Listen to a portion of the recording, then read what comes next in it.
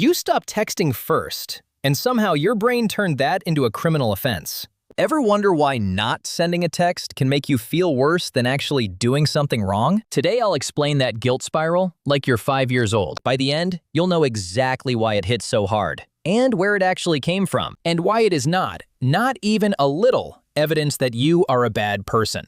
Think about the last time this happened, and how you'd been the one texting first for a while. You'd been carrying the conversation, doing most of the work to keep things going, checking their last message before you fell asleep, thinking of things to send, finding reasons to reach out, and at some point, you made a quiet decision.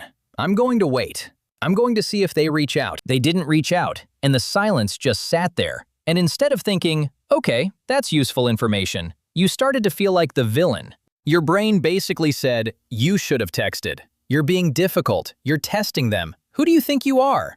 You weren't testing anyone, and you weren't being cruel or calculated. You were just tired. Genuinely, legitimately tired of being the one who cared more out loud. But that guilt didn't get the memo, and it showed up anyway. So here's what's actually happening inside your brain when this hits. You have a threat detection system that's been running since before you could talk. Think of it like a smoke alarm, hardwired into your skull. Except instead of smoke, it detects social danger. Scientists call it the amygdala, but let's call it what it actually is. The part of your brain that's still convinced social rejection is a matter of life and death. Because for most of human history, being rejected actually was life or death. Getting kicked out of the group meant you didn't survive. So the brain got very, very good at monitoring relationships for signs of damage, and at firing an alarm the second it thought you did something that might cost you your place in the group. That alarm is still running, on full volume, pointed directly at your text thread. It does not care that you're an adult, and it is not taking questions.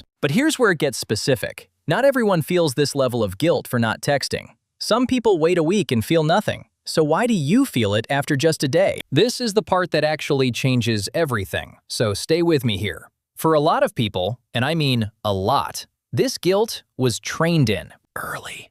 In environments where someone else's discomfort became your problem to fix. Maybe you grew up around a parent whose mood ran the whole house. When they were upset, everyone felt it. When they went quiet, the air changed. You learned to read the room before you even had words for what you were reading. Maybe conflict felt genuinely dangerous, so you learned to be the one who smoothed things over. Maybe love in your early life felt like it had to be maintained. Like if you stopped performing it, it would disappear. In those environments, your brain learned something it never forgot. It learned that other people's disconnection is your fault. It learned that staying close meant being the one who reached. It learned that pulling back, even slightly, meant something was wrong with you.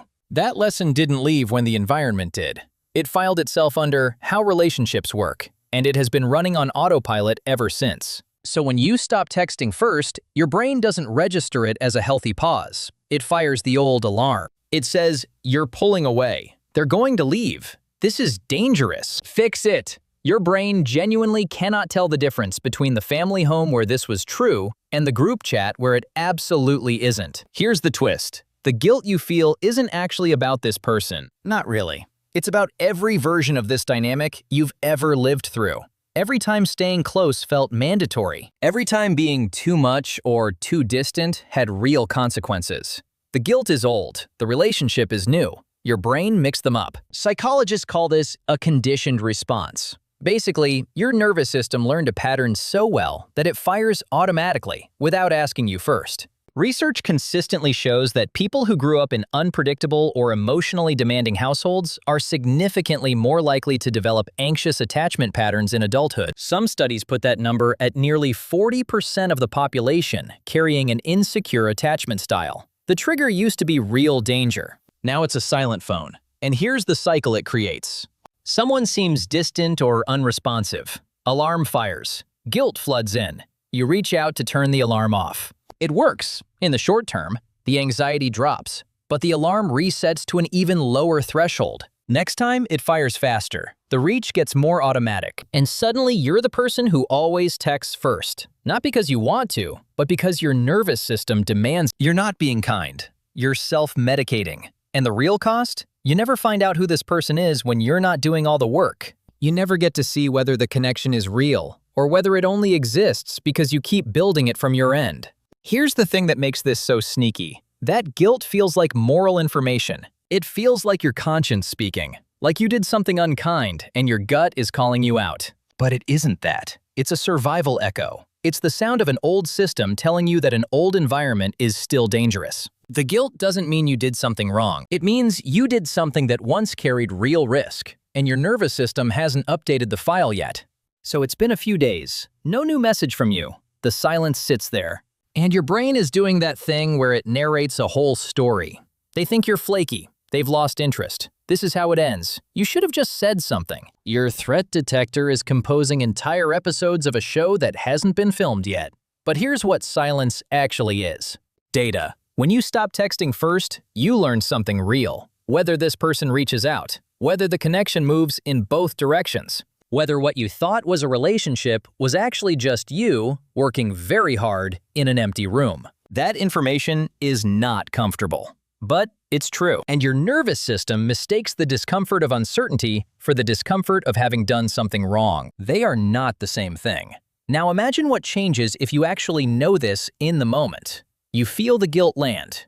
You feel the pull to reach out. And instead of typing something just to make the feeling stop, you pause. You ask yourself one question. Is this mine or is this old? Because if you trace the guilt back, if you actually sit with it for 30 seconds, you'll usually find it doesn't belong to this moment. It belongs to an earlier one where pulling back genuinely had consequences, one where someone's silence actually meant you'd failed, one where the relationship really did require constant maintenance just to survive. That version of events isn't happening now, but your brain is playing a rerun and insisting it's live television. Here's what that shift actually looks like in practice. The guilt shows up. You feel the tightening, the urge to type something fast. And instead of asking, did I do something wrong? You ask, whose voice is this? Most of the time you'll recognize it. It sounds like someone from a long time ago. Someone whose approval felt load-bearing. Someone whose mood you learned to track before you even understood why. And when you recognize it, it loses about half its power immediately. You don't need to fix the feeling. You just need to correctly identify what it actually is. Here's your recap before we land this.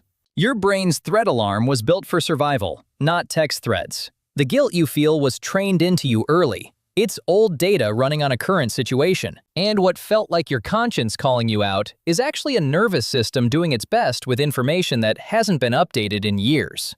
You're not the bad guy for not texting first. You're someone whose brain got very good at an old job. The alarm is real. The danger isn't.